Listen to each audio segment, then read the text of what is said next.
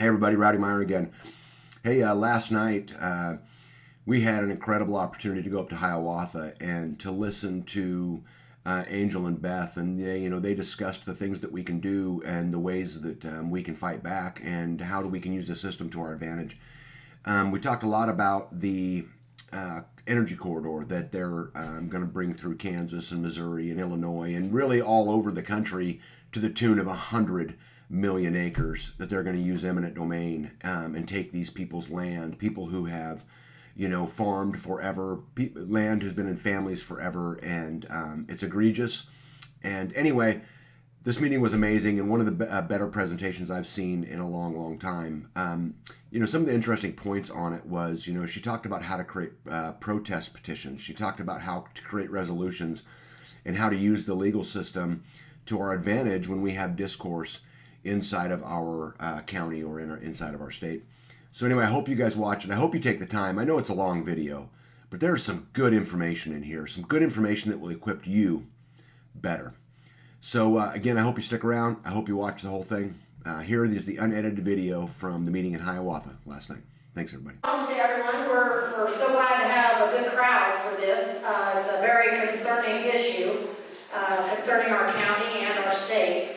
I'm Annette Hoskins. I'm with Brown County Liberty Alliance and Brown County Blade Watch. That's the two groups that are hosting this presentation tonight. We'd like to thank Glenn and Linda Obards and their company CSS for setting up their sound system, where hopefully people in the back can hear. I know we've had other things in this room and people have not been able to hear. Oh, I guess you're saying. So can you hear in the back? Can you hear okay? Great. So we really appreciate them coming and setting up their whole sound system for this. And we'd also like to thank Mike Branson, Darren Strong, and also Rowdy Meyer. They're filming this tonight. There is a poster board out there on a chair, and if you want to just take a picture of that website on that poster board, that's where Rowdy has set up a website. It's under Northeast Kansas Open Government, and he will upload this video from tonight's presentation to that site, and you can go there and you can share it with others, and you can rewatch it if you want to. Okay, so let's start with Kendra Heinen, is a founding member of our BCLA group, and she's going to tell us a little bit about our group. All right, hi everybody. I'm going to keep it short, but there are papers out on the table that tell a little bit. Oh, now I have to be on camera. All right. The papers tell about our group, kind of how we started. But we started around the pandemic time, and we cover a lot of different topics. We want to just educate people so they know what's going on, whether it's in our schools, in our cities, with our city councils, or with our county government. And then besides the education piece, we want the action piece. So what can we do to kind of, be informed, inform others, and then push back if it's something that we don't like. So the one thing though, our group, some of you may have heard that we are radical. And like any group, we are conservative and we're passionate. And the level of radical, you're going to have some of that in any group. When some people get passionate about things, then they are more likely to be, loud. So we don't want that, though, to define us. Oh, I'm maybe losing the mic. Anyway, we don't want that to define us. So the people that come to our leadership meetings, which are once a month, the first Monday of the month, unless it's a holiday, and then we bump it to a different date, those are the people that are planning the action. And so if you want to have a say-so in whether that's more mild or more aggressive, then those are the meetings to come to. Otherwise, you check your email, and we're going to keep you informed of things like this. It might be related, again, to the schools or something in our cities, but we have learned that we have to have, that there's power in numbers. So if one of us sends an email to a commissioner or sits at a meeting and is brave enough to speak, to the commissioners, the people that get the vote and make the decisions, that is not nearly as powerful as if they get 20 emails, they get 20 people in the seats, and 5 people that are willing to speak. So we understand not everybody wants to get up and talk, not everybody wants to send an email or has time. but we all can do something. So if you're retired, attending a meeting, you don't have to say a word, just you being there shows you care. That's something you can bring to the table, because people that work full-time, unless it's of extreme importance, can't take off every Monday morning to go to a meeting, or once a month to go to the city meeting. So we can all do something. So if you're interested in doing something and you don't get our emails, before you leave tonight, sign up on my list and make sure you write needs so it doesn't get kicked back to me, because I don't know who to send it to then. All right, that's it. Thanks for coming. Okay, next we would like to recognize Cliff and Kathy Heiniger. They have been leading Brown County Blade Watch. Cliff is now on our county's planning commission, and so he's handing the reins of Blade Watch over to Derek Letzinger. But Cliff and Kathy, would you please stand? Let's give them a round of applause.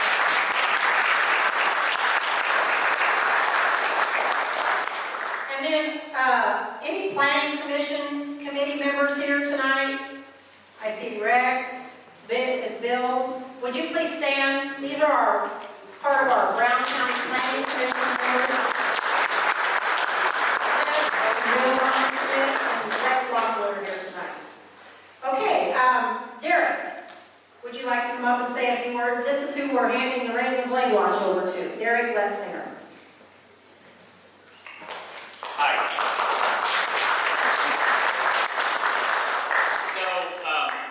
I just took over the reins of Blade Watch probably maybe a month and a half or so ago, and so I'm just starting to get a little bit of a grasp of everything that's happened in the past. But what I really like to see is representatives from a lot of other counties here tonight, because I think it's important that it's not just a Brown County thing, but that counties, our neighboring counties in Northeast Kansas, form an alliance to protect not only our rights as citizens, but our rights on our property as well, and how our neighbor's property can affect us. And so that is primarily what we focus on. Brown County Blade Watch started in the spring of 2021, and they have been successful in getting kind of a moratorium of that kind of industry here in our county. It's not the end of it, but we believe that it's a good halt to it. But as we're here tonight to hear about, there are a lot of other enemies at our door for our property rights. And so I thank you guys for being here. If you haven't signed up for Blade Watch, I encourage you to do so, and we'll be putting out a lot of information as it pertains to the energy industry. So thanks for being here.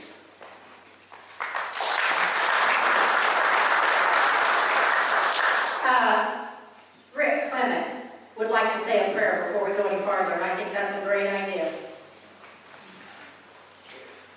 I'm sure all of us know God, whether you know Him as your personal Savior or not. That's your own personal thing, but I would encourage you all to do that. Without God, we ain't going to get anywhere. With that, let's pray. Father God, I thank you, Lord, for this opportunity to serve you, Father. And without your help and guidance and prayer, Father, we do not stand a chance. So I ask that you enter each and every person here to give them courage to stand up for what we believe in, not only for our county, but for our state and for our country. Father God, we're not in good shape right now, and I believe a lot of that's because we have turned a blind eye to you. So please forgive us for that. And may this program encourage each and every one to stand our ground. In Jesus' name, amen. Amen. Thank you, Rick. And one more thing before Angel starts her presentation. We'd like to recognize Angel's mother, Beth Sammons from Marshall County. Would you stand, Beth? Beth has been putting in... Beth has also been putting in countless hours and miles researching and helping counties prepare and fight against this NIETC transmission corridor line that's going through the land grab that's going through our state. And Beth will be presenting a resolution to our county commission tomorrow morning at 9:30. She's on the agenda for 9:30. We would like to have as many people there possible. They changed it to 10. Oh, they changed it to 10 o'clock. Okay, so tomorrow morning, the commission meeting in the courthouse, bottom floor at 10 presenting a resolution against the NIETC transmission line. Sorry. That's okay. That's good to know. So 10 o'clock. So anyway, thank you, Beth. All right. Tonight we're pleased to have Angel Cushing from Lyon County here to share her knowledge and give us grassroots strategies to push back against this 30 by 30 agenda in our state. Angel learned at a very young age to speak up. Within a few years of buying a small farm in Lyon County, she discovered Lyon County had joined with the city of Emporia in a new comprehensive plan that would have regulated livestock production out of the county. That led her to dive even deeper, and she has discovered much about the war on agriculture and nutrition. She has been sounding the alarm on this 30 by 30 agenda, massive government overreach, since 2021. And not just in Kansas. She's been getting the word out and helping other states as well. In fact, she was just in Oklahoma speaking just this last Friday night. So let's give a warm welcome to Angel.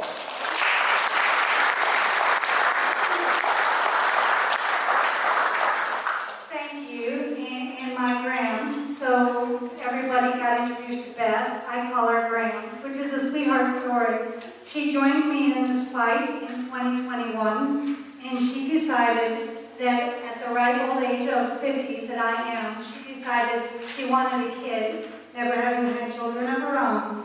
And so at the age of 51, I got adopted. Now that kind of sounds weird, doesn't it? And I would tell you beforehand that I know exactly who I am. But then I got a name on my birth certificate. Folks, I'm bona fide.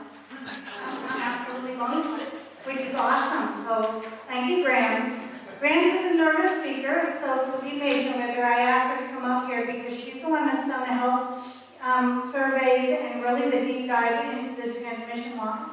So how I'm going to do this is I'm going to start backwards. I'm going to give you hope. I'm going to give you the things that you can do and the ways to fight this back. Planning and commission board members are not going to like me much. I apologize. Sorry. That does involve that. And then we're going to go into the details of why we want to do that, and then we'll open it up for questions and answers afterwards, okay? So I stated as everybody was coming in, so afterwards, these are interactive maps. They are on public websites. The only one that's not is this CRP map here. All the rest are interactive. So what that means is you can scroll all the way down into the individual parcels within your neighborhood and take a look at these maps. So afterwards, come up and take a look at them. There's also a whole bunch of books up here, various planning and commission type books, as well as a book that Norman Kincaid wrote. There are two of them. And one of these are on successful things that were done to fight them back. Now these are not a novel. These are like a semester course. And inside of them, the most valuable information that I have found is the exact wording that I want to use for Freedom of Information request, should you want to pursue that avenue. They're available on Amazon, so you can take a preview. He sells them for just at cost, so that he can get them out to people as much as possible. He would love to be here, but he's older than dinosaurs. He doesn't like to travel very often. So I'm going to delve right in. As you came in, there was a block of paperwork out there on the table. So one of those pieces of papers is kind of a standard form letter. One of the things that we found out when we talked to, it was actually Congressman Tracy Mann, when we told him about the National Heritage Area that was going in, he said to me, Angel, you're telling me they're lying to me. Well, that opened the question of who are they and how long have they been lying. Come to find out, the board of that federal jurisdiction trying to go in had been soliciting Congress for up to 5 years. What we're discovering is they are opening these plans at the very last minute, trying to keep the public from being aware of them. And then while spending 5 to 10 years soliciting Congress, telling Congress that you love it, it's wonderful, nobody objects. Look, we have nothing to show any evidence of objection. So we produced form letters that are out there on the table, one to the U.S. Department of Energy, one to the Federal Energy Management Program Director. You don't have to use these letters. Most important thing on them is the address to send them to. If there are other addresses that you want to send them to, by golly, do that. It gives you an idea of what to send in. If you use this standard form, that's great. You can fill that out and send this in. You can rewrite it yourself. You can use your own wording. The only thing we do is ask you to be respectful. If you wouldn't want to read it, don't ask anybody else to read it either, all right? So what happens is when I drop a Freedom of Information request, it'll say how many people were for or how many people were against in letters. It won't give me your name. It will not give me your address or any of the details of your letter, only whether you are in favor or against that letter, against that idea.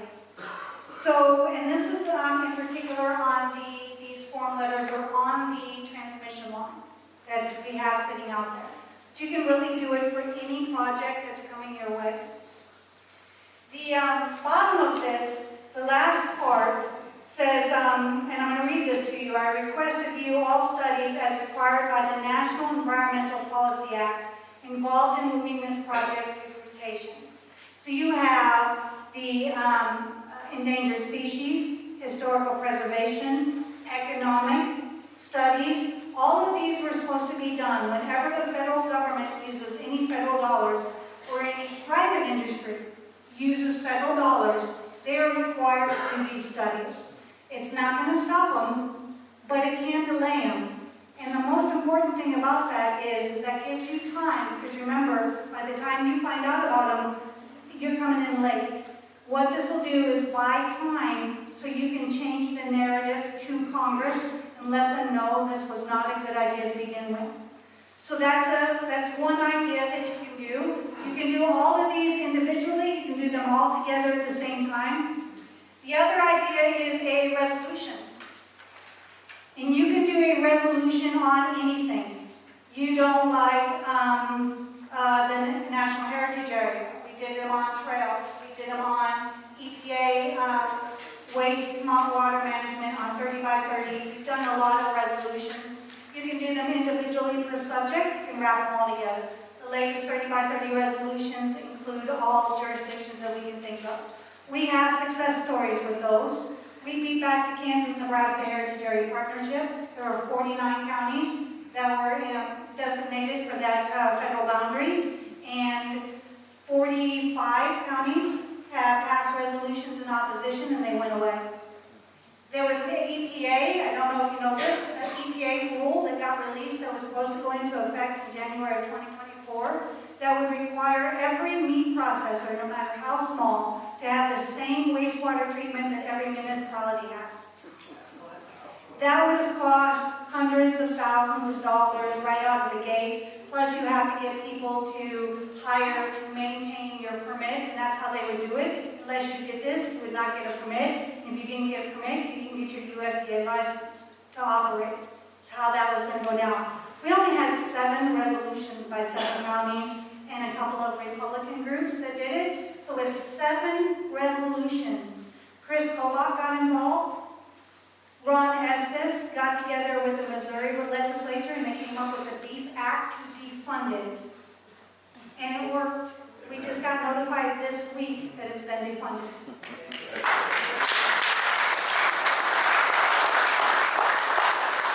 That was just 7 resolutions. So sometimes it takes a lot. Almost every county in the state of Nebraska has done a resolution against 30 by 30. We have 28 counties here in Kansas, and we're still fighting that. We still need some more because we're not getting state legislative attention. So resolutions, the most important things about resolutions is whereas, therefore. So at the time of our founding, whenever they wrote a law, that was the therefore. This is how the action that we want. The whereas is the reason why. So you can be emotional, you can be whatever you want in that whereas. It's going to be important to put that in there so that 100 years from now, when historians look at this, they don't try to interpret it incorrectly. They know the reason why this resolution was written. Now, any body, so any body, so not talking individual, any body or group that has a president, a chairman, a voting member can pass a resolution. Once a resolution goes in, the only way to rescind that resolution is with another resolution. It becomes a matter of public record. Now, it isn't going to be a matter of public record if you go home and you tuck it in your filing drawer, right? So if you pass a resolution, share it with the world. Every time I go to the state capitol and I offer testimony, I bring resolutions. It's going to get administered into the record. Whenever I make a comment to any EPA, wastewater comment, or anything like that, I add those resolutions to it and make it a part of the record. In a courtroom, the significance is if Grams were to write me a letter and I were to want to use that in court, I would have to first seek her permission. And then I would have to ask the judge whether or not it was relevant to my case. A resolution isn't like that. It's like a newspaper article. It's public record. I don't have to ask permission to use the resolution that you produced. All I have to do is get the judge to agree to accept it. And as long as it pertains to the subject of that case, they likely will. So resolutions are very, very effective. It does not have to be a government. I want to stress that. Here in Kansas, we worked hard with county governments, but it does not have to be a government. In southeast Colorado, they had a national heritage area going in, and they got their cattlemen's associations, their soybean associations, and various associations to do resolutions, and that was enough. They were getting success even before the county got involved. So those are the resolutions. Now I'm going to give you the last idea. Your fence, your back is against the wall. You have the Tower of Babel going in next door to you. Okay? You've tried everything. You've done resolutions. You've done letters. You've done everything. You're getting nowhere. So now what do? I'm going to apologize again to the Planning Commission. Kansas law allows something called a protest petition. So after the process, there's two types. There's two types of protest petition. There's one for planning and zoning, and then there's one focused primarily on ballot initiatives. If you don't have planning and zoning in your county, what that protest petition would look like is that you want a ballot initiative. And you have to write exactly what that ballot initiative you want for your county. If you do have planning and zoning, then that protest petition comes after the decisions have already been made to put that Tower of Babylon in the parking lot next to you. You have a 14-day window. And the reason I'm telling you this now is because you might end up with your backs up against the wall on some of these projects, and you need to be able to plan this out ahead of time. Because once the decision is made for that project to go through, you have 14 days to get your protest petition done. And for anything that has to do with land, with a county that has planning and zoning, that means that that petition is not a sheet of paper where everybody fills it out. It is per parcel. You have to get 20% of all neighboring landowners, all parcels, 20% of them, to do a protest petition. It's per parcel, so if you have a husband and wife couple that owns that parcel, it's per parcel, not per individual. It goes by the parcel. It has to be signed, and it has to be notarized. It has to be. Now, you think that that's difficult to do, and it's impossible. I've done it twice now. So, and once me personally, and the second group did it down at Pikes Lake. Can you imagine? One day you wake up and somebody tells you that there's state legislation for a new reservoir on your property for 10,000 acres. With state legislation asking the state to create a district so that they can start the process to build a new recreational reservoir on your property. Those folks got in here, they had a big event, and they brought all the landowners to that event, and they had somebody there with a notary and a standard form letter, and they got it done. They ended up with like 54% instead of the 20%. So it can be done. We totally messed it up in Lyon County. I did a total protest petition. It was my first time. I didn't know what we were doing. We needed about 500 signatures in 14 days in the middle of a COVID lockdown, and Lyon County did lock down. We got 1,500 signatures. So it can be done. It can be done. So, county attorneys hate for me to tell you this because it is a lot of work, because you have to start with their office. Kansas law requires that you go into your county attorney, and you start the process there. You do not have to ask the county attorney's permission. Nowhere in Kansas law does it say that. So even if they discourage you, you can still do it, but you have to start in their office. At a very minimum, they have to be informed. Preferably, they need to work with you, especially if it's a ballot measure, for the exact wording that needs to be done. So that is the biggest, with your back up against the wall. Somebody asked me earlier that they thought that this was going to come. This actually came up in question down in Oklahoma. I met some folks down there that are getting eminent domain for transmission lines. So if you're back up against the wall, you've done a protest petition, you've done everything, and it all now comes down to court, my best advice to you would be to not get an attorney within your district. They all know each other, they're all friends with each other, and it's really hard for me to get really mad at my mom and not defend her, right? And not want to please her. So it's just human nature. Your lawyers and your judges are probably wonderful, fantastic people, but you want to take that human nature and that personal relationship out of the equation when it comes down to your property. So now I'm going to tell you about all of these maps behind me, and then I'm going to let Grams take over with the transmission line details, okay? So this map back here is CRP. So CRP isn't necessarily paying farmers not to farm at all. Some of that is grazed, some of that is hay, some of that is wetlands, some of that has end dates of 3 years, 5 years, or 10 years. A few of those are perpetual, especially when you get into the wetland type conservation easements. So to put that in perspective, every green dot on that map is 1,000 acres. Okay? I want you to think about how much land is in some kind of a conservation program. This map over here with the blue on it, that is forever perpetual conservation easements recognized by the USDA. That does not cover Ducks Unlimited or any private perpetual conservation easements. It's only, there are partnerships. I think Nature Conservancy conservation easements are on there. But if they are partnered with the federal government, they're on there. But that is forever conservation easements. So all that blue is perpetual conservation easements. And that is an interactive map where you can scroll all the way into your neighborhood and take a look at that. What is important about that map is the concentration of where they're going. They're going along the major rivers and around federal land. So what happens when you put land into a perpetual conservation easement is you freeze it in time at that moment right then and there. Now, even though your kids want to farm your place, they're going to move where the technology is because that's where the money is. You guys know how tight it is to make money off farming your land. If you don't advance with technology, you start losing dollars, right?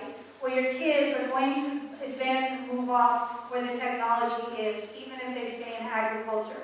And when you lock that land into a perpetual conservation easement, you are blocking that freezing of technology. And then when you do that, when there's enough, look at that concentration around federal lands there. When there's enough and enough people have moved out, now you start taking your tire guys and your implement dealers and your welders and everything that supports agriculture, and eventually you depopulate the area until you don't have enough people in Congress to object to another federal preserve or monument. To put that in perspective, near me, which is why I kind of think that they were trying to ban barbed wire fences and electric fences in Lyon County.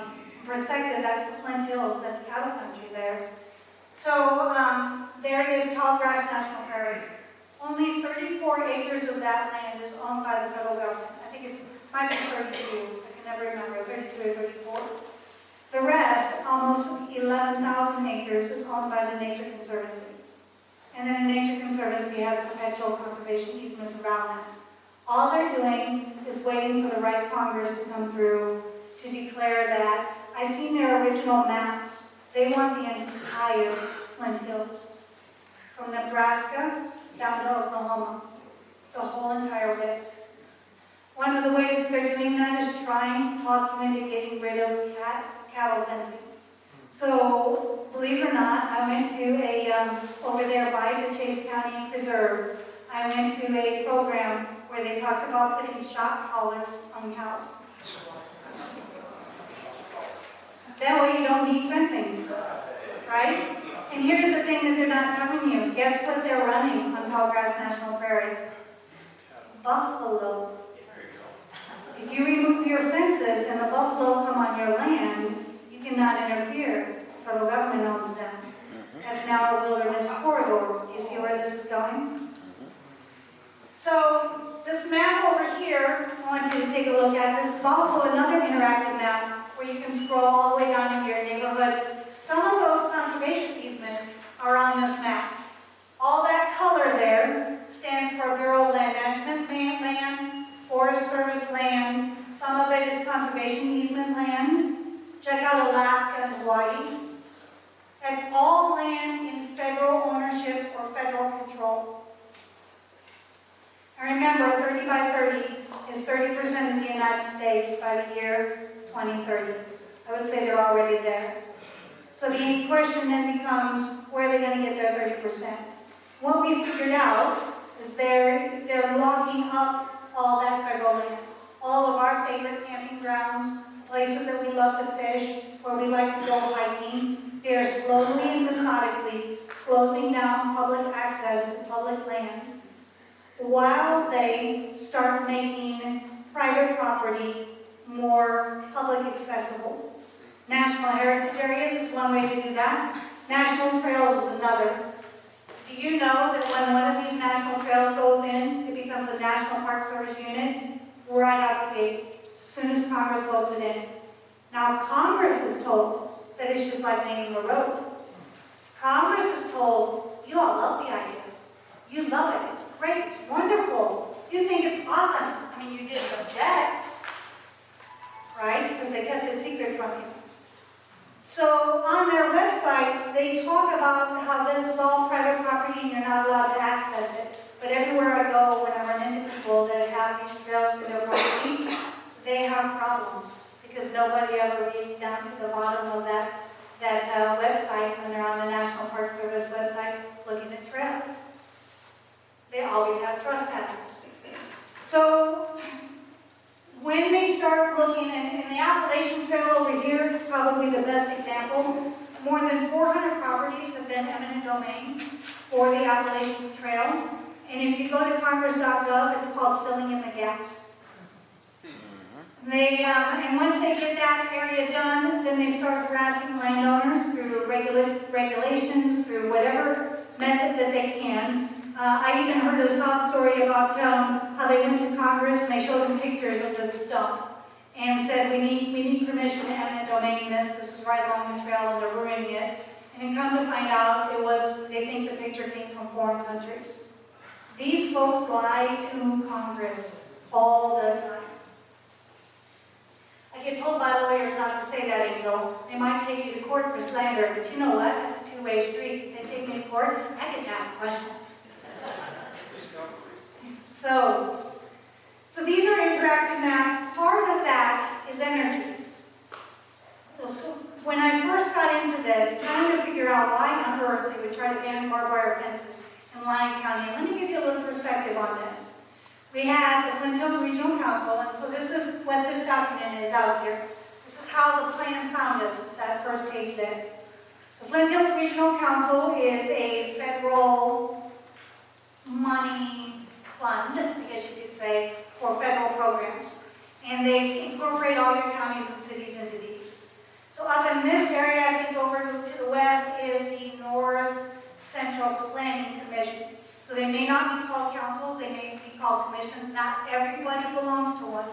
There are counties that do not belong to one of these. This is a direct line from the federal government to your county, and your county commissioners, they're just us. They don't stand a chance getting in front of these guys that have been taught and trained how to push these ideas onto the county. My county commissioners are so incredibly mad at them.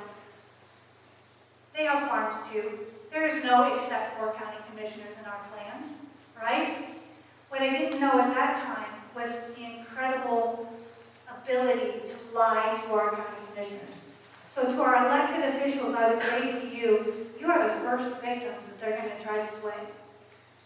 And what I need you to do is understand your role as the gatekeeper for the county. You are the gatekeeper, the first line of defense. So they went into a contract to write planning and zoning, and they shared that cost with the city of Emporia, and together they spent close to $500,000. In perspective, the average comprehensive planning and zoning regulations runs between $20,000 and $30,000. So close to $500,000 they spent on this comprehensive planning and zoning regulations. They hired a firm out of Portland, Oregon called Urban Collaborative. Urban Collaborative primarily writes regulations for and planning for military bases. Our author, Zoe Anton, has a company on the side. She's part of a company on the side called Craft Crickets. And those were screenshots of her website, where they believe that livestock are ruining the earth and the protein of the future was bugs. So I came across this, folks, in 2019. Who was president then? Right? These guys have been trained and are in place and have been there for quite some time. They have been working on this for years going on. So in that discovery, I found the Federal Economic Development Plan on the internet. Somebody had it on there. I was not smart enough to download it at that time. I was new to the fight, but I saw it with my own eyes. The Federal Economic Development Plan for the Plain States, so that's between the two mountain ranges, is to convert all this land to energy production and storage and tourism. Okay? So the most interesting thing is that it takes out agriculture. Agriculture uses too much water. You need to know that. It's not a coincidence that our state legislature is suddenly working on water issues. Energy production and storage requires a lot of water. There's not enough water to do both irrigation, watering the livestock, and keeping server and data centers and lithium batteries cooled. There's not enough. So we have to eliminate that agriculture. It's why Bourbon County came up with a new reservoir down in that county, whether the commissioners know what the long-term plan is or not. It's not a coincidence. Kansas is not the only one suffering these problems. So in addition to that, you have CO2 pipelines coming in, carbon capture, right? Which is another big, ugly animal. I have no problem with that, really. I mean, it's a product that you can buy, sell, and trade.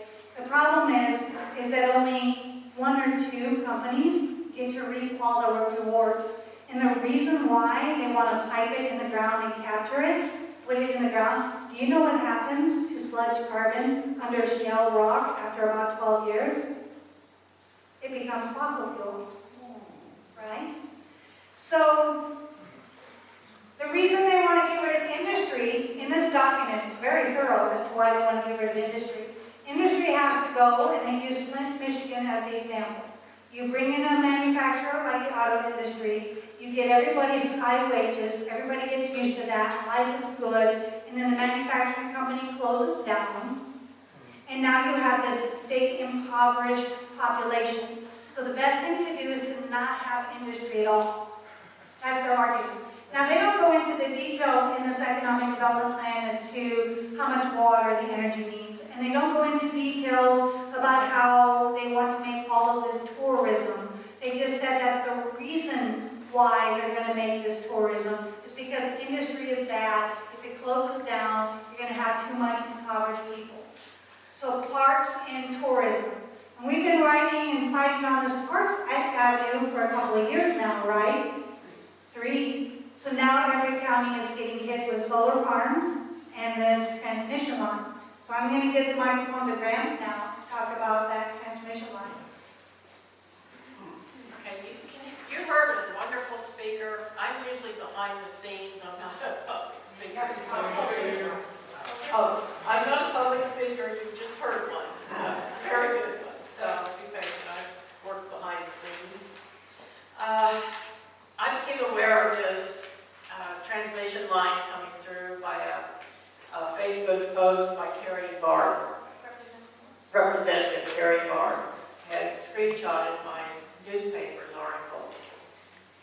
I thought about it, I thought, this is a land grab, and I was in my commissioner's office 2 days later, trying to get them to do at least a public statement, because the closing period for the public comment was on June 24th.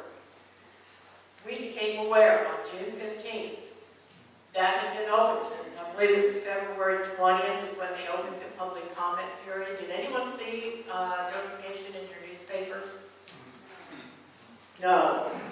I verified, there we go. I verified with Washington, Marshall, and Nemaha County that there were no notifications in the newspapers.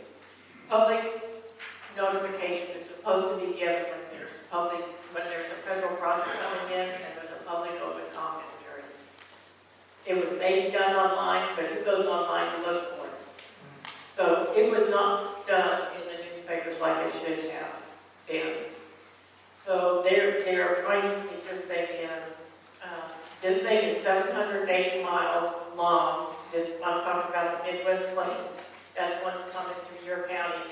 Starts at a solar farm down in Ford County, works its way north to the Smith-Osborne County line, and then up to 36 Highway, Republic County, and straight over to Indiana, just inside the Indiana state line.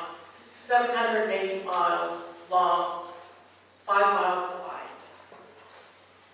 Now, if you take that, you think about it, and then I believe that was figured out to be like 11 million acres that they were going to be taking out of production from this thing. I have a health study that shows there's 4 different studies from the NIH. I know 2 of them are NIH. The NIH, National Institute for Health, Fauci's. Oh, okay, yes. Yeah, Fauci's. Fauci's got it, okay. But it shows the health hazards of these EMFs that are put out just by your cell phone. You've heard that you're not supposed to keep your cell phones up constantly around your ears. Well, this transmission line is going to be the biggest power line that they have built in the state of Kansas. And I've heard in the country, it's going to be carrying more power, more energy than any of these other, like the Great Belt. It's picking up energy from Great Belt and these other smaller transmission lines. And it's carrying it over to Indiana. Kansas gets no benefit from this. The landowners get no benefit from this. You get no energy, you get no cash. They are going to take it by eminent domain. I know the Fourth Amendment states that you have to compensate, but I haven't seen where they're going to negotiate. So they might negotiate with you. I have no idea. There's nothing in there in the plan. It just says we're going to take it by eminent domain. This was granted in the Jobs and Infrastructure Act that was passed. The only 2 Kansas federal representatives that did not pass, that voted no on that bill, were Senator Marshall and Representative Tracy Camp. The other 3 voted yes on it. So they are kind of responsible for this. In that, this transmission line plan, the NIETC plan, had been stopped by court action. And so when this Jobs and Infrastructure bill came up, they decided to run it through that. When you get, thousands of pages in a bill and you don't read the bill, you got to pass it to find out what's in it, This was in it. And eminent domain was granted because our grid is unstable and intermittent. And these data centers are using too much energy. So they have to fix this problem. It has become a national emergency, so bad. So with that national emergency comes a national security risk. And that's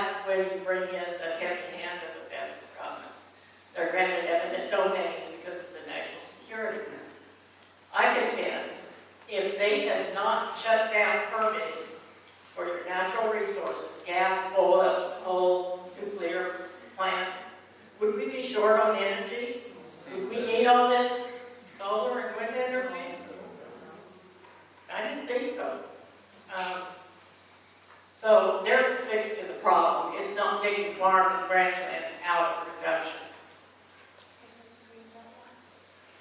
Yeah, this thing, like when I said it was coming from Ford County over to Indiana, the Grain Belt Express also follows that line. They're following along the same line as that Grain Belt Express.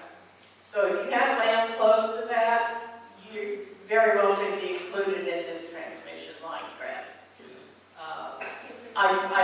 It's not the same line, it is separate. We have nothing showing that it would be the same. I was told by Dr. Marshall's office that Grain Belt was settled, all of those studies are done, and landowners have been negotiated. I just found out that Grain Belt is 90% a done deal, that the landowners have consented to easements on that land. That is different than this transmission line. They are negotiating easements. So they are getting compensation. The other 10% is in eminent domain. So they're arguing in court over it. And I believe that's in Missouri. Some of those are in Missouri. Missouri actually has a law that requires 150% compensation if they take away eminent domain, plus they have to drop energy over there. Kansas has done it, so we get nothing. I do have some representatives that want to write some legislation on this, but they're not back in session until fall, so this is coming in the summer.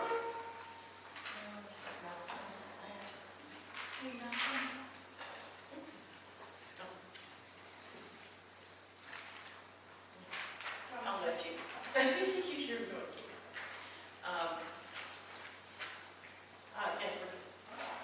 I'll just turn it back over to Angel if I remember all. Tell me again. My parents could do that now. In the back of the head. So on this sheet here, I'm gonna hold that up. Yeah, So she just found these. on this sheet here, at the top, you can't really see it.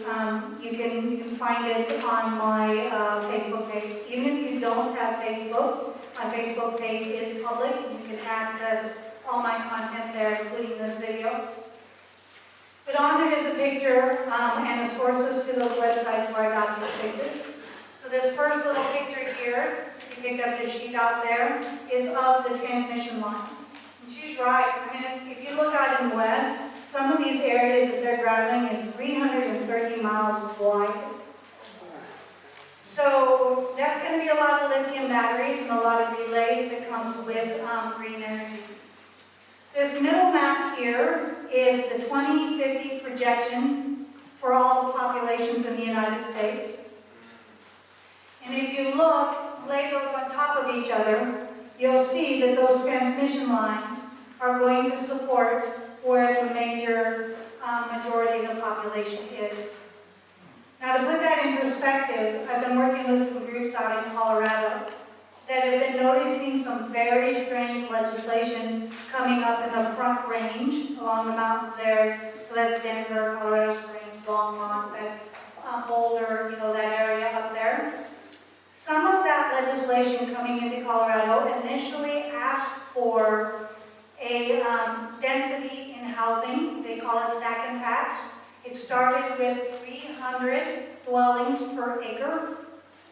They've now dwindled that down to 40 dwellings per acre. There'll be no automobiles there. There'll be no parking garages. This is stack and pack, literally, hooked up to major transportation corridors up and down the Front Range. So the electricity that's going to be produced here, part of that is going to go supply what they're trying to build all up and down the Front Range in Colorado. Those guys are great. We were out there earlier this summer, and we were teaching them how to do resolutions, and they came up with some fantastic ideas. They decided that they were going to do some resolutions, and then go to the radio station and read them on the radio. So, in addition to taking it into their offices there. So to reiterate again, whereas and therefore are the most important things to put in your resolutions. We do, if you go go out to the tables there's a whole bunch of colored papers with resolutions that have been done in the past. Some are on the Chisholm Trail, some are on 30 by 30. Butler County is my favorite one. Butler, we kept having to go back to counties time and time again for a resolution for every little thing. Butler County put it all together in one. God bless them. So that was, that was 30 by 30 trails, NHAs, yeah. My favorite though happens to be Phillips County, who did a resolution against the National Heritage Area. They have one therefore and one whereas. And I'm summarizing. It's, we don't like you, go away. So, the sky's the limit. We do have templates out there. A lot of your counties and clerks prefer to do the templates, not all of them. If you own the resolution, you do it the way you want to. Same way with the letter. If you want to use that form, great. If you don't have to. If there's an idea out there on how to fight some of these back, and that has worked, let me know. If you have a failure in which you did not succeed, let me know so that I can either try it a different way or avoid it or whatever. I got asked how we're doing at the state level. We have introduced legislation. Brett Fairchild introduced legislation for us last year and promised to do it again this year, asking for the state legislature to vote on federal jurisdictions of national heritage areas and national trails. Metropolitan area planning and zoning is other legislation that Representative Ken Corbett introduced. Metropolitan area legislation is the parent legislation of joint comprehensive planning and zoning. The reason that the joint is being passed is to give your city land use policy over your county. Just by combining those planning and zoning boards, you end up with more city board members than you do county. And so the city is always going to vote for the best interest of the city. So now that is effective representation that's been going on in the metropolitan area around cities since the 1990s.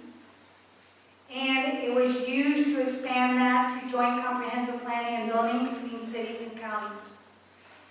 Representative Doug Black said it best when he talked about, well, not every county has planning and zoning, but most of the cities do. And in a case in his district, there is a metropolitan area planning and zoning, but no county planning and zoning, no county board members. They're all from the city on this board. So in order to put up a building within that 3-mile area, you have to go pay your permit fees into the city planning and zoning office. And so the question is what is that not taxation without representation? So there is a bill trying to end these. We got, on both bills, we got our clocks clean. Not so much on the National Heritage Area. We just didn't get the leadership to get it out of hearing, to bring it on the floor. And we didn't push really hard, because with this governor, we're going to need a 2/3 majority. So we have a lot more education to do on that subject. Metropolitan area planning and zoning, we got our clocks clean. The city unions, with the city associations, came up and fought us really hard, and we didn't get out of committee. And lobbyists, yeah. With paid lobbyists, yes. So we got our clocks clean, so we need more help on this. The same thing with the transmission lines. I don't know if you all know this, but all the way back in 2008, legislation was being introduced into this legislature to pave this pathway for this energy. So all the laws they need to put this in are there already. So now you have to push back on that. And so that's going to be even harder than that metropolitan area bill. Senator Mike Thompson, out of Johnson County, I believe, that area, Kansas City area anyway, Overland Park. He's from the city, you know. So God bless him. He used to be a weatherman for a local news station out there. He knows, he gets it. He's been leading the charge on that, but he hasn't had a great deal. I mean, there are Kerry Barth. I don't want to say he doesn't have a great deal of support, because he does. He just doesn't have enough. There needs to be more statewide pushback on that. So, do you have anything else before we open it up for question and answers? Can't think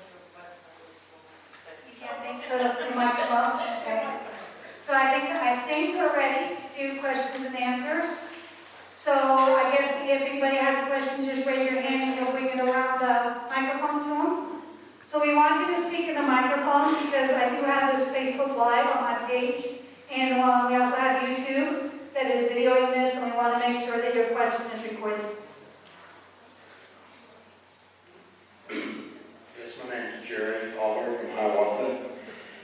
You talk about in your 30/30 land grab book, and in number 9, paragraph 3, it talks about, well, they're trying to make out that we're losing farmland, but it said it had increased from 449 to 450 million.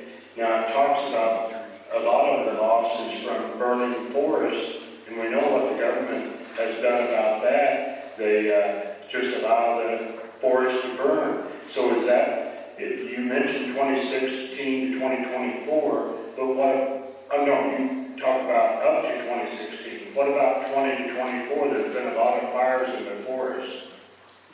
So everybody asks me what land is now preserved, and I say look to the west as to where the fires are starting, and that's preserved land. So their vision, and when I say they, you can include animal rights activists, PETA, and all those kind of groups in there.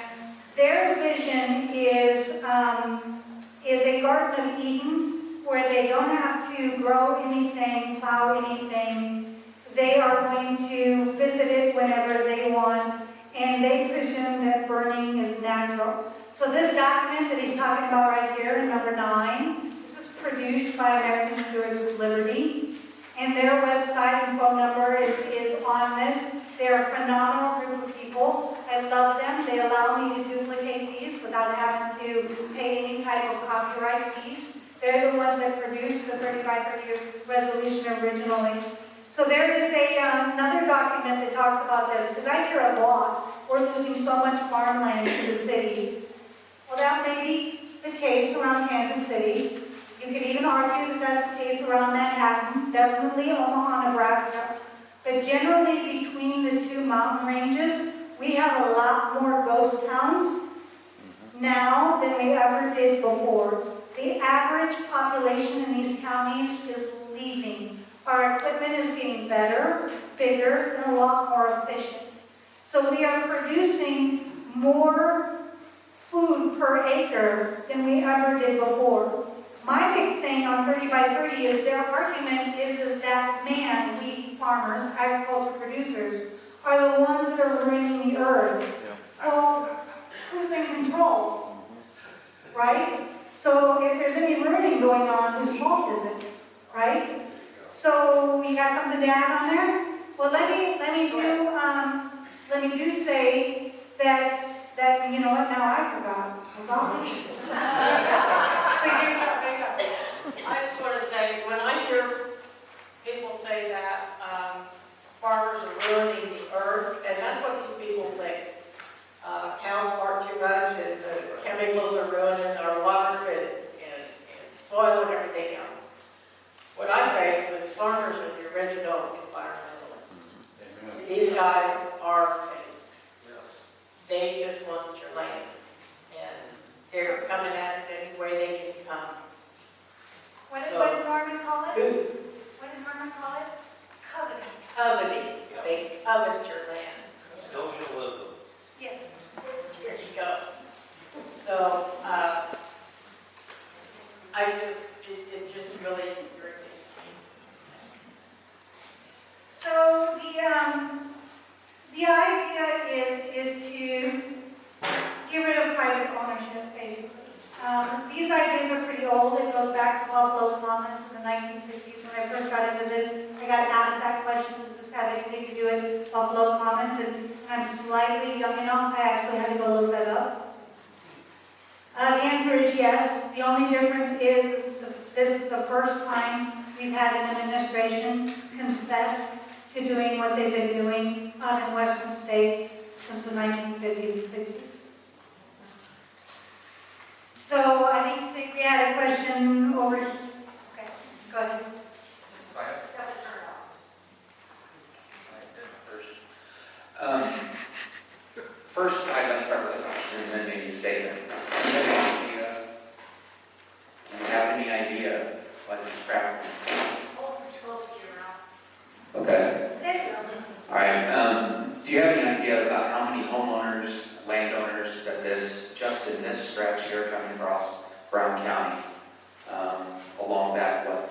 780 miles, how many people that affects? We have no idea. We have no idea whose land this is going to affect because they have a disclaimer in phase 2 on the NIUTC website. They have a disclaimer in there that states these lines are approximate. And so they can go in, they've just gone into phase 3. Phase 2 closed July 31st. And so they're going into phase 3. This is what I was going to say. They are going into their study period where they have to go in and do these environmental impact and all these studies that we mentioned earlier. And they are required to do public meetings. These studies, they have gone in and they tried to speed up the permitting process and speed these studies up by changing the rules in there. So I also discovered an article that says there's 20 states suing to stop them from speeding up that process and going to make them follow their own environmental impact rules that they make every other person follow that wants to put up a building or put a road in. County commissioners know what you have to go through to build roads or make them bigger. So they want to kind of skip some of those steps so they can get this transmission line pushed through. So COBOC is in on that, Kansas is in on that lawsuit. There are 20 states banded together to make them follow their own rules, and so that's going to buy a little more time. So, COBOC is? yes, and COBOC is working on this. I am sending, when I get the resolutions back from the counties, I send them to our representatives, all of them, and I send them to Chris COBOC. So, who's our attorney general? So for the folks on Facebook, sorry, Attorney General. Okay, so, yeah. So for the comment portion, I'm just wondering what that was. Because that is us. No, so the federal government has already given the federal government permission to come and take the land, eminent domain. I appreciate everything you ladies are doing. The information is great. We've talked personally about this in other settings. But what do you honestly believe the chances of stopping this beast from consuming our land without more extreme measure? So, I get really depressed sometimes, because I've been in this since the banning of barbed wire fences. Sometimes I feel like I'm screaming into the wind and nobody's hearing. Sometimes, financially, it's kept my husband very well broke. So there's just times that I want to quit. I just want to give up. I'm done. And there's a doctor, I won't name, he's probably watching. There's a doctor that lives near me, and it just so happens one of those times I'm walking out, and I was just, that's it, I'm done. Y'all, I can't be your hero. It was during a week in which a lot of people from Colorado especially were calling me about their own properties getting eminent domain, and they wanted me to fight their battle for them. Guess what? You're on your own. I was on my own. Y'all are on your own. None of these groups, unless most of your legal groups, unless it's a sure case they know they're going to win, they don't want to start the process. And the ones that do, man, there's a long waiting list to get to them, right? So I'm feeling that, and I come walking out, and this doctor said to me, Angel, he said, you have to remember, at the time of our founding in the Revolutionary War, only 12% of the population supported it. Only 8% actually committed money, land, dollars, and time. And only 3% actually fought it. He said, you don't need everybody to change the direction of the nation. So I'm going to tell you, it's an uphill battle. You're on your own. It's hard, it's time-consuming, and it's frustrating. But we have some success stories. We have the national heritage areas we beat back. We have the success of the EPA. So it can be done. Just don't give up.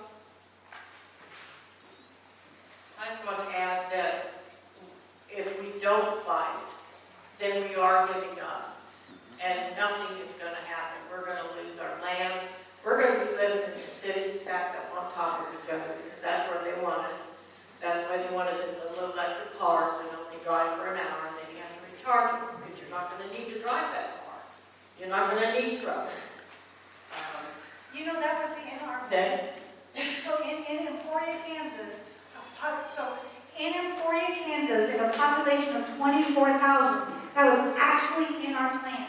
And if you went to the Planning and Zoning Administrator's Facebook page that he ran, he actually talked about how great this will be to eliminate these automobiles, and it would be so wonderful for the environment. And I went in there and I said, look man, you don't get it.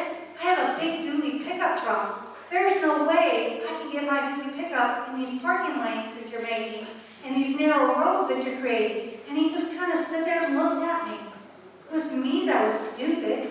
I didn't get it. I wasn't going to have a big old dually pickup. So, but we fought that back. Even then they told us that we couldn't do it. The deck is stacked against you, the mountain is high. It is. There's a blue shirt all the way. I've seen one guy back there. Another one up here.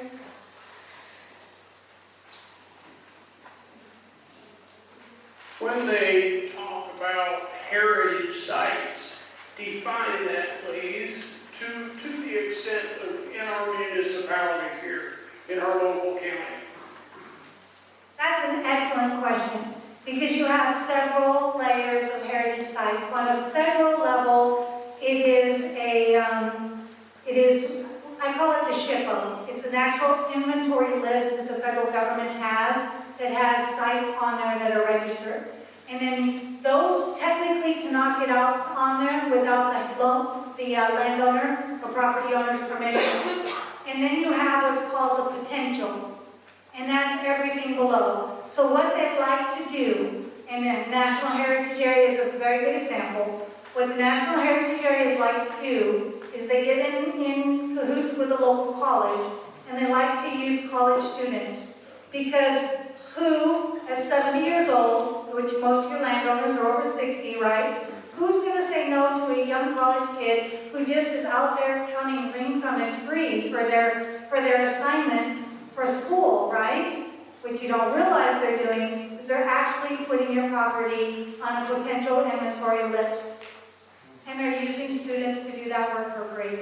So you have inventory lists that are already designated, and then you have ones that are potential. Now there is a case in the scanned book that Norman talks about out there in which a landowner did not find out that his property was in a potential list until he went to go to the bank to get a loan out to expand his watering up to a new pasture area. And when he did that, the banker said, well, wait a minute, you have a potential historical site here. They had to get the county attorney to get involved to get that property removed off of that potential list. So it's all about the inventory list, and I can tell you that today it is this, but in all actuality, a month from now, when that word becomes unpopular, they'll just change it. So I would revert back to inventory list. The acronym for it is SHPO, is what we call it. And it's the federal inventory lists that are also shared with the state. And they're probably listed in the Kansas Historical Society. So the most frustrating thing about that is they're often wrong. So the Chisholm Trail, there's a potential trail destination coming up called the Western and Chisholm Trail through Kansas. And it starts in Texas and goes all the way up, of course, to Oklahoma along the old Chisholm Trail. I can't tell you how many times I've been contacted by landowners along that potential trail to say, they're wrong. We know they're wrong. Even historians have contacted me down in Texas to tell me that the national trail designation that they're wanting is wrong. It's not where the actual trail is. So it's incredibly frustrating. But that's also a tool. Use it to your advantage. If you can delay these projects at the congressional level by saying, hey, there might be a potential site here, how dare you? Use the endangered species. You probably have some here. Use it in order to get that to be delayed until you can talk Congress into defunding that project. I also found some documentation where they had come back in and redesignated some trails coming through Kansas to include some offshoots of these trails. Maybe there was a creek that was too high or a river too high they couldn't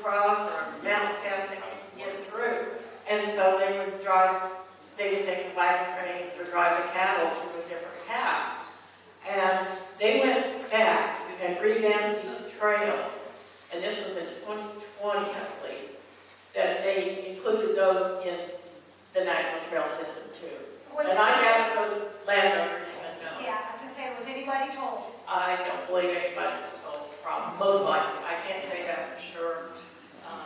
But I know it was done, and that's just crazy. I haven't met one landowner, not even in national heritage areas that encompass 49 counties. I never met one landowner that knew. I was in Cherokee County on Thursday night, and in that room full of folks there, I said, please raise your hand if you knew you were in a federal boundary called a national heritage area. The only one that raised their hand was the board member that was there, there to debate me. So no, not one resident there even knew that they were in one of these. So that comes back to that planning and zoning. It's not a coincidence that your commission is having a hard time getting money for roads, but there seems to be all kinds of money for trails. That was funded, called MAP 21, in the budget back in 2012, 2015. Started in 2008, we got the big funding in 2012 and 2015. That's money earmarked through Department of Transportation that's sitting in KDOT right now to build trails all over the state. That's part of the tourism aspect of the energy production and tourism. The most frustrating thing about that is that the money is there to build the trails. The maintenance and policing of those trails end up falling on your local municipality. I can tell you, because I've seen them with my own eyes, a lot of those public use trails in Topeka are homeless camps. Those need to be policed with a police force, right? And then you have flooding that goes on, because a lot of them are along creeks and rivers. All of that needs to be maintained. So it's very tempting to take that money to build a new trail, especially if it's underneath county land under a power line or along an old railroad right-of-way. It's very tempting to take that money. But remember, you're going to be stuck with the bill. They are shutting down a lot of the money for roads. When the interstate came in, that became a partnership with a lot of your state and local municipalities in repairing roads and bridges and keeping them up. The federal government became a partnership. Your local municipalities and commissions are now starting to see not as much money coming in. Additionally, we've had several county commissioners say they've been threatened that if they do not go along with this, or whatever project is in their area, that they're going to withdraw even more money for roads and bridges. So your county commissioners need your support and need your backup on that. I can tell you that although I've seen that threat and heard about it, not one time has it ever come true. Not in the state of Kansas that I'm aware of.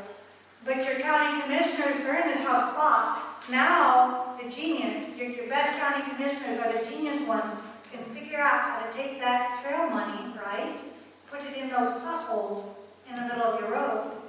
So even though, they're going to have to get creative in order to do that, but that money is sitting in Department of Transportation in Kansas, in every state, in all 50 states, for building trails. That's part of that tourism. Microphone's coming up to you. I'm down there here actually. Oh, okay, all right. So you mentioned the Greenbelt Express, which I've heard about and I live close to. I do not have any land where this rain belt is going through, but I still live close. I need a place where I can go and research and look at this. I've been on their website, but it's all rainbows and candy and beautiful, and I know that's not the truth. Also, I need to know, or maybe I misunderstood, we're talking about the Greenbelt Express, and then you said another line. Is there actually two lines going through this spot, or did I misunderstand? We really don't know what is going through there. I mean, there could be multiple lines within that 5-mile zone, or I was told when I first started this that they needed that 5 miles because of the toxins this thing was going to be dropping because the amount of power that was coming through it. But I've also heard that there may be multiple lines. We're not going to know until they go through phase 3 and start their public meetings. And we did find out, I mean, we're just not going to know exactly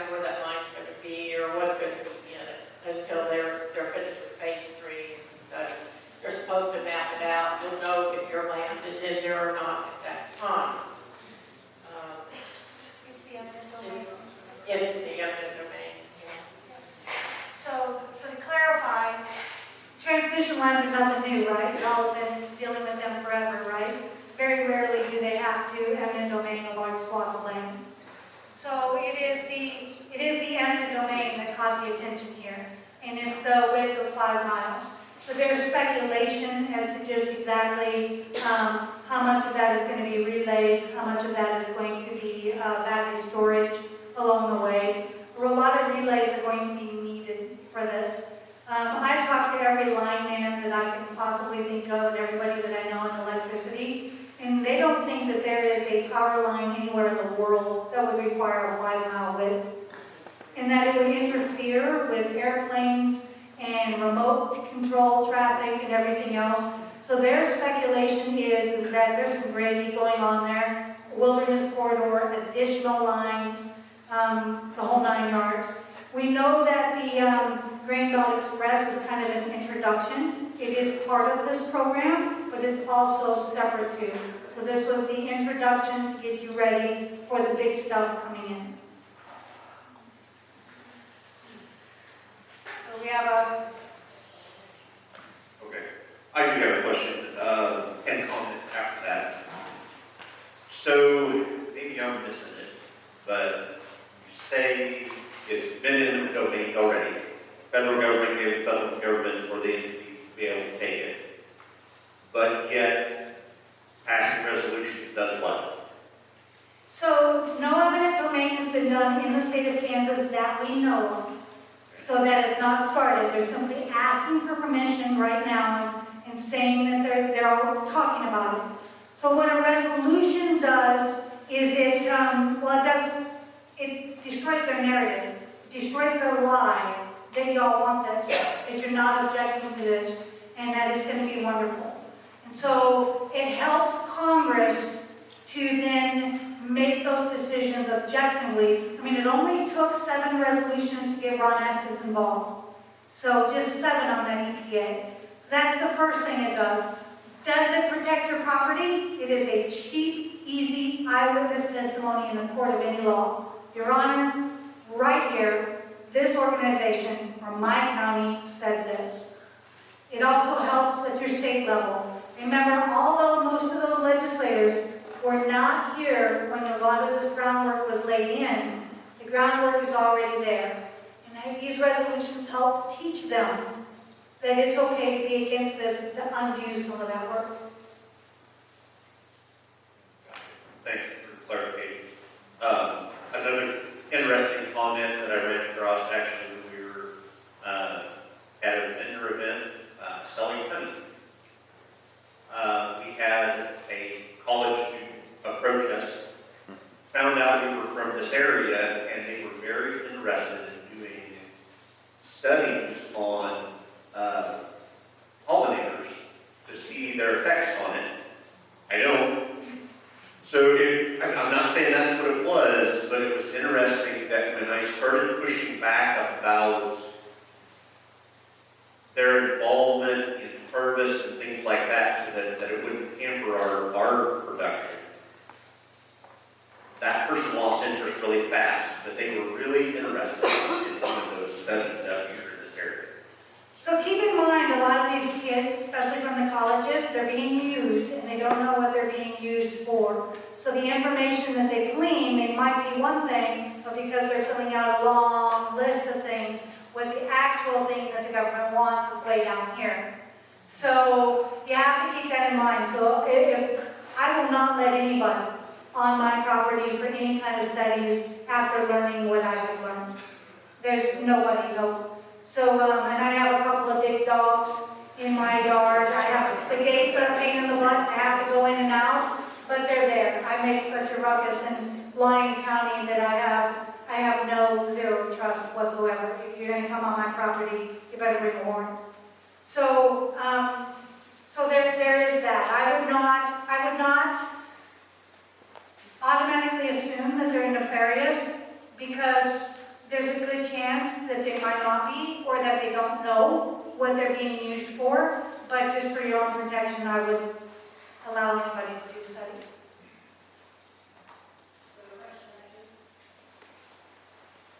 I'm Matt the Mayor of Jackson County. And my question to you is, out a lot of money. Can we donate money to an organization to help you? Can we give you some money tonight, cost you gas to get here, that sort of thing? God bless you. My husband will be, if you want to pass the hat, my husband. $20. I mean, there's 120 people in this room, we all donate a lot of money each year. Thank you. You saved me And my from saying father would be happy that you passed the hat. I greatly appreciate that. Here's some more. Folks, I think everyone needs to understand, the people that we're up against on this, they're multimillionaires, billionaires, you name it. They've got so much money behind them. And they're using our tax dollars to fund this. And you know, what they're doing is for their own benefit. And if you guys don't know that or can't see that, open your eyes. How many of you in here are farmers? Got to show hands? So from Facebook, probably about half the room, would you say?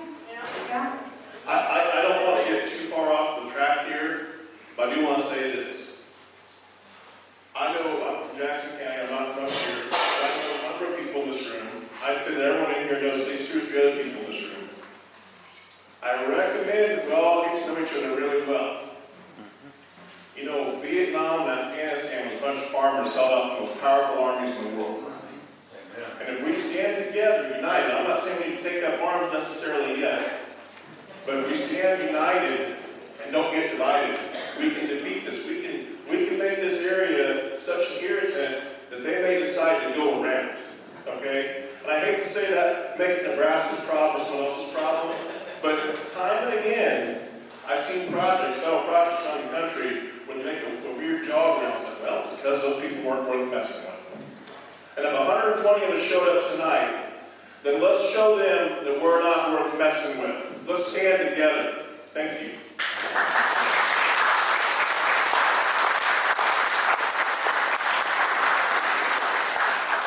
And yes, we do have a jar before you leave if you want to donate to help Angel with their travel expenses. I want to thank you because that's what we are here for. We're here to bring you that information, show you how to fight. It's going to take everybody out here to make this happen and to make this thing go away. If they get so much resistance, it's like you said, they may change the route. But then it's a whole new ballgame because they have to start all over from the beginning. New route, new everything. And so everything changes. They have to start a new map, new studies, everything. So if we can unite together, and I was told by the lawyer that he was a private property rights lawyer, should I say? It was Dan Byfield with American Stewards for Liberty. I consulted with as I was writing my resolution. We went back and forth to make sure it was a good solid resolution to fight this transmission line. And I think if we can get everyone together doing these resolutions, sending those letters in, showing enough resistance, that completely kills their feasibility study. Because in that feasibility study, you have to show grassroots support. That's what helped us kill that NHA, was there was no grassroots support. When you take 45 out of 49 counties that say we do not want this here, they had to go away. So I think we might stand a chance. If we do nothing, we have no chance. But if we stand united, like he said, if we fight this thing together, everything is possible. Just don't give up. We gotta stand for our land. What about coordination? So there is one other option that you can do. If you can get all the counties to work together, there is something that American Stewards of Liberty kind of taught, especially out in Colorado, down in Texas, how to do. And that's called coordination. It's a little bit above my head, and there's no way I can explain it to you and give it justice. But I do have their booklet here, and it is sold on a website. But it is counties working together. And I remember I went to a class and listened to Margaret talk about it, how she got. So as a county, you have the right, and they did this in Coffee County and didn't even realize it. You have a right to ask to speak to the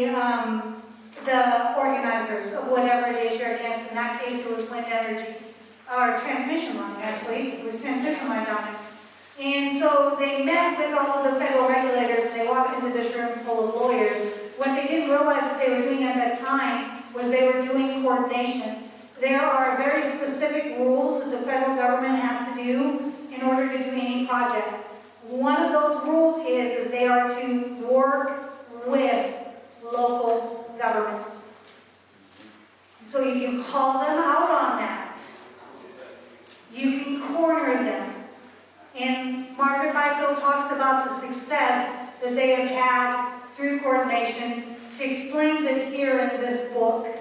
And I don't know that I can get into the weeds and do it justice. But that is another option. The biggest problem that you have is you've got to get at least a couple counties together, or at least have all your ducks in a row. I think one county can do it. She talks about how one county did do this down there, but they had a room full of experts so that when they sat across the table from these federal officials, they knew exactly what to say, when to say it, and how to respond to everything. And then they owned the room. And they were able to defeat a couple of big federal projects that was skipping right over the state. We have a couple more questions, I think, on this side. I just have a fast question. How does this affect tribal reservation land? We have 3 reservations in Brown County. If these transmission lines go through that, is that a separate issue, or do they have a little more clout? So how would that affect it? So I would say, so the question is on tribal lands. I would say that that the tribes are being used. They're kind of like my county commissioners there. They are being used, and they are being told that everything's going to be wonderful, that they're going to benefit a great deal, that they're going to get energy out of these transmission lines, even though the rest of Kansas might not. That they themselves will get energy if it goes through their reservation lands. But, so most of the tribes that I know are in cooperation with the federal government, but not all of them. So if you look at tribal land, I grew up near the Sioux Indian Reservation, the Winnebago Indian Reservation, up in South Sioux City, Nebraska. And I always thought that a reservation to me was pretty close to communism, because they really don't own their land, right? They have to go through tribal council to do everything.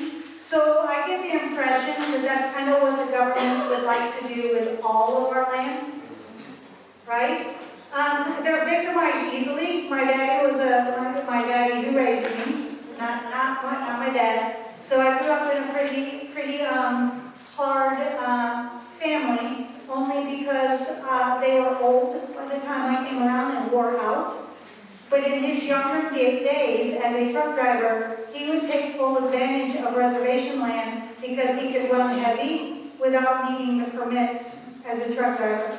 So to me, they're just convenient stepping stone because the federal government already regards their land as theirs. Oklahoma is a good example of that. You're familiar with Oklahoma laws that they have teamed up with tribes in Oklahoma. Look at how the federal government looks at the state of Oklahoma. That's the federal government's perspective of Oklahoma. So that's how they're kind of viewing all the tribes. Sure, speaking. Once again, map invaders, if anyone wants to get me on the list somewhere, I'm not afraid. Speaking about the tribal land, when I recently ran for county commissioner in District 2 in Jackson County, the Prairie Band Potawatomi Nation is primarily within my district. I spent a lot of time talking to those folks down there. And I agree with what you said, their government can be similar to our government, and, participate in getting the money, doing what they want to do, the strings attached. But I'd also say that I really encourage people that live around tribal lands to identify your friends and neighbors there that feel the same way, because I think you're going to find, like I found, a lot of people in Prairie Band just want to be left alone. That's my friends want. We just want to live free. We want to live life done free, be left alone. There's a lot of tribal members who feel the same way. And so I really, really encourage all you folks here that know folks out there, get them involved. So the next time there's a meeting like this, maybe it's a meeting where it's a hearing, and not only do we have this 120 people, we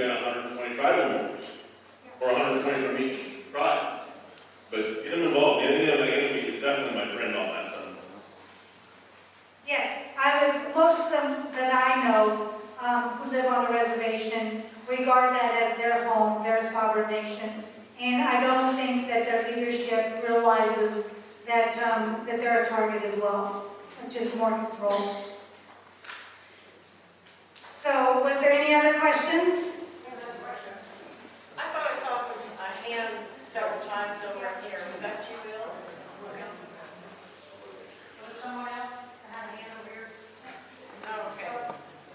Let's Okay. stop. I want to make sure I don't represent DC all day because I'm one of those radical white farmers. And I'd just like to say that unlike the Olympics, I look around here and I mean diversity, equity, and inclusion isn't happening here. I see a lot of white faces in here. But what I'm trying to say, then I find out there's a bunch of farmers in here holding their hands up. But touching on what you said about your yard, there in paragraph 13.4, it talks about they advocate for unlocking access to landlocked public lands for hunters and recreationists, which require public access across public or private lands. And then maybe along with what Chris was saying, maybe I didn't follow this 14-day deal, but in 14, paragraph 1, it says February 11, 2021, the acting secretary of DOI, Department of Interior, rescinded an important policy that allowed local governments and the states to veto a federal land acquisition proposed through the LWCF.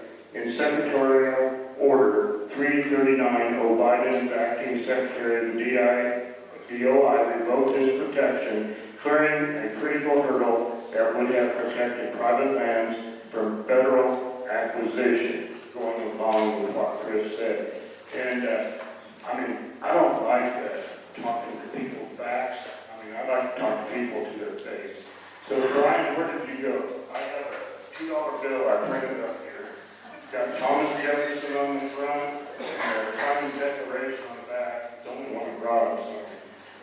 But anyway, I'm not a very good, I'm trying to do my John Kennedy from Louisiana voice, but being our government was full of these white founding fathers way back when, okay? They took the land from the Indians, and we're talking about the tribes here.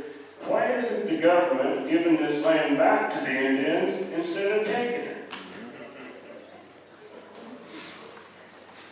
I would refer that question to a letter and ask that of them, please. I would love that answer myself. So, we talked an awful lot about a room full of white people. We are the discriminated class, right? Right now, farmers are the discriminated class. So, I get asked a lot about why I do this, what's in it for me. And I want to tell you, I have 2 little grandbabies. That's great, grandmas. To you. I have 2 little grandbabies that have type 1 diabetes. I'm sure that there are some diabetics in the room. Statistics says that there is. But my little grandbabies, who are 11 and 13 now, diagnosed the first one several years ago. Do you know meat is the only food group in which they do not have to take an insulin bolus for? And right now, it is the most expensive product for my daughter to buy. We are the discriminating class. The long-term goal, you have to know, is to import our food through a very select handful of monopolies over in Africa. Now, I would tell you that that's a conspiracy theory, except I went to their meetings. And their videos are on YouTube. It's called U.S. Global Leadership Coalition. This is the infomercial for the World Economic Forum. And a couple of years ago, they met at Cargill in Wichita. And in that room was Governor Kelly, Jake Turner, a handful of state representatives, the guy that runs Shop Kansas Farms, professors from Washington University. These are policymakers within our state who are leading the direction in our state who attended an infomercial for the World Economic Forum. Now, don't jump to conclusions. The food was really good. And I know a couple of those state representatives were there for the food, and a few more were there to spy like I was. So, but these are the presenters at the World Economic Forum to the U.S. Global Leadership Coalition is talking to. And the main talking points were that agriculture is ruining the planet, right? We have to do those sustainable developments. And so the next breadbasket is going to be in Africa. Now, they didn't say that plainly. They didn't say that bluntly. They said it all in a circle, all the way around. I just knew what to listen for. I took a registered nurse with me. And on the way home, I asked her, what did you take from that meeting? She said that we're building nuclear power plants in Africa, but taking them down here in the United States. Coal plants too. No, it's like coal too, but yes. So our Department of Defense built a nuclear power plant in Africa to build the infrastructure for our food. Transportation is going the same way. Cargill, remember when you heard the ships are going to become sailboats again in order to save the planet? That's Cargill. Those are Cargill's transportation ships. Now keep this in mind.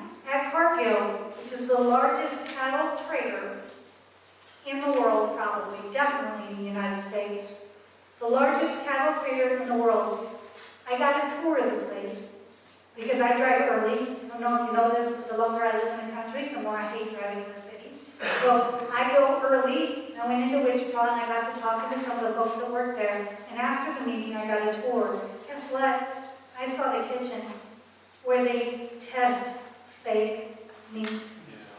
So the largest cattle trader who buys and sells cattle on big screens throughout their building has a kitchen to test fake meat. So what's in it for them? They want to be the monopoly. They don't care what they sell you, as long as all your only choice is to buy from them. This is the East India Trading Company all over again, right? So that is the goal. They are partnering with our federal government in order to build this big, huge monopoly in Africa. So I called some friends in a few other organizations, and they said, oh, welcome to what we know. Now get on those foreign websites and look at some of that foreign news. Guess what most of the countries in Africa call climate change in 30 by 30? They call it climate colonialism or climate imperialism. They're calling it what it is. It is an effort of Western nations to take over Africa all over again. So if they can grow it in Africa and they can turn all of this into energy production and their parks for their enjoyment, then all food will be shipped and transported in from Africa. And that sounds ridiculous, but go down to the grocery store. How much of the products on the shelf in the grocery store are from this county or from this state? So it's definitely doable, and it is what they're working for. And then you have several handfuls of these huge corporations all vying to be the next big federal partner and the next East India Trading Company. I got a comment, and it goes back to the reservations. I want you to all have an open mind about this. What did the federal government do when they came over here and created this country and took it from the Indians? They created a reservation. What did they do with that reservation? What's the definition of a reservation? It's a jail. They locked the Indians on the jail. They killed them or they imprisoned them back in the day when they got off that reservation. We still call it reservations today. So what this whole program, what I'm getting out of it tonight, is we're being made a reservation. No different than the Indians. We're being a reservation. And if we don't stand up and fight back, it's going to happen. As she said, look at the prices in your grocery store, look at the prices at the gas station, which are taxes here in Brown County and all over the state. My property tax in Horton, Kansas went up on 3 different properties over 100%. It went up over 75% last year. Don't pay them. Where's it going to go if we don't put a stop? And it ain't just here in Brown County.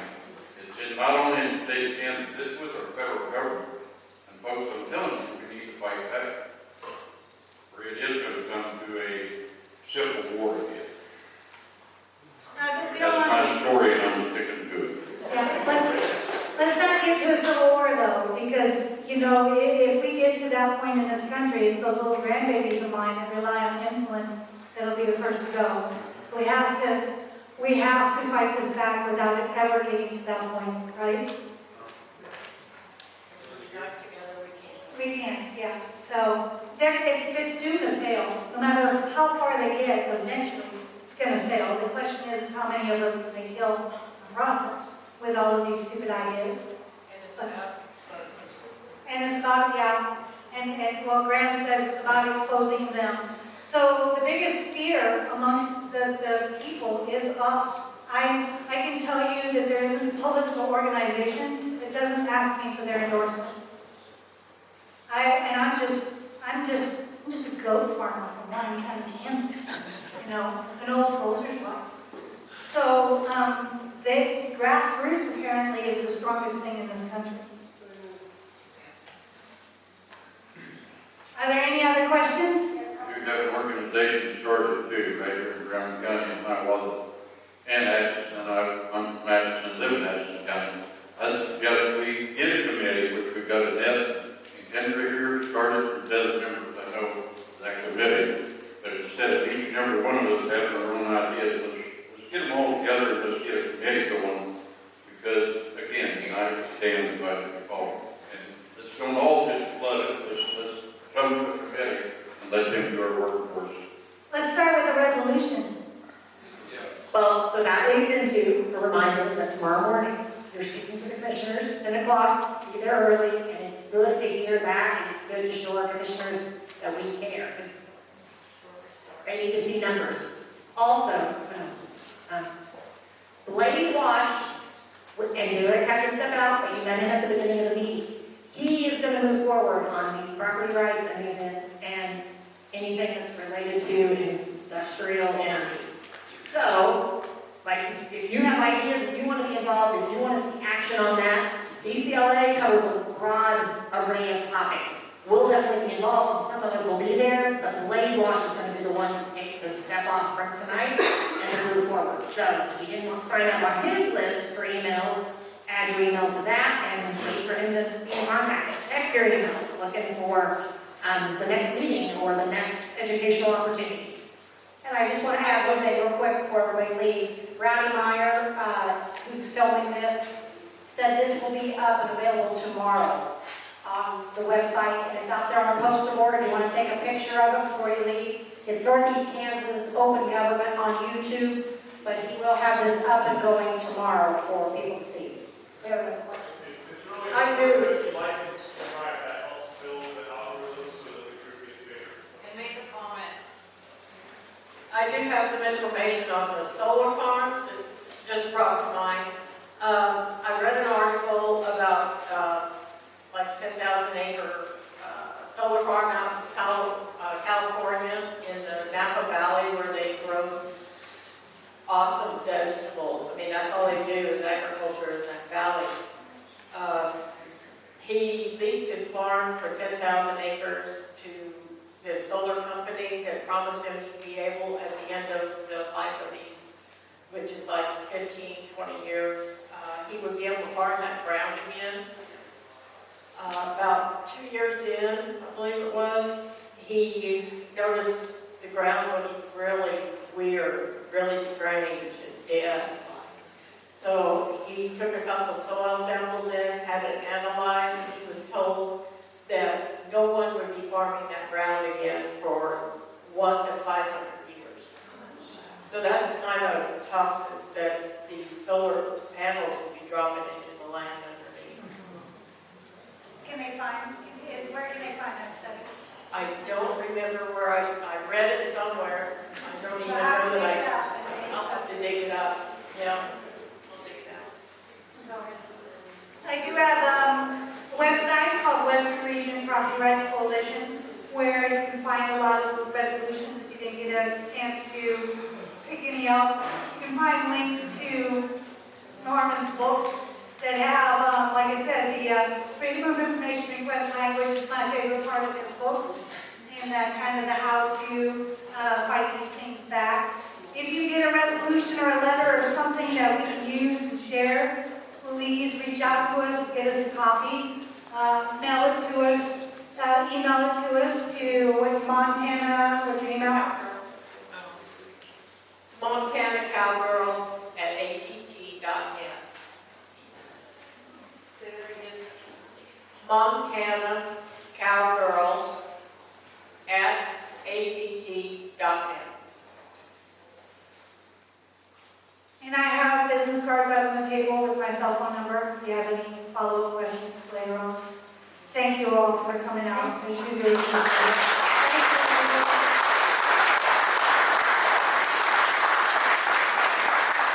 If there was some keyword that you guys picked up on this evening and you don't want to watch the entire video, there's a specific phrase you're looking for, you want to learn a new skill real quick, you go to YouTube on your desktop computer, you can look at the transcripts, and when you look at the transcripts, you can hit Control F on your keyboard and you can search for a keyword. It actually came in handy when we were trying to look up some information. At a meeting that we were at, there was a 2-hour-long video. I gave it a specific snippet. I did not want to sit there for 2 hours and watch the entire video. So I went to the transcript button on YouTube that's now available, because this will be put up this evening or tomorrow morning. There'll be closed captioning. And once I pushed that transcript button, I was able to hold Control and hit F on my keyboard, and now I can search through all the transcripts and I can find that exact key phrase I was looking for. So if there's anything you guys want to look up on there, it'll be on Northeast Kansas Open Government. We also have a Facebook page for the residents of Jackson County called Jackson County PDA. If you guys want to get involved in anything down in Jackson County, feel free to join. Thanks. Okay,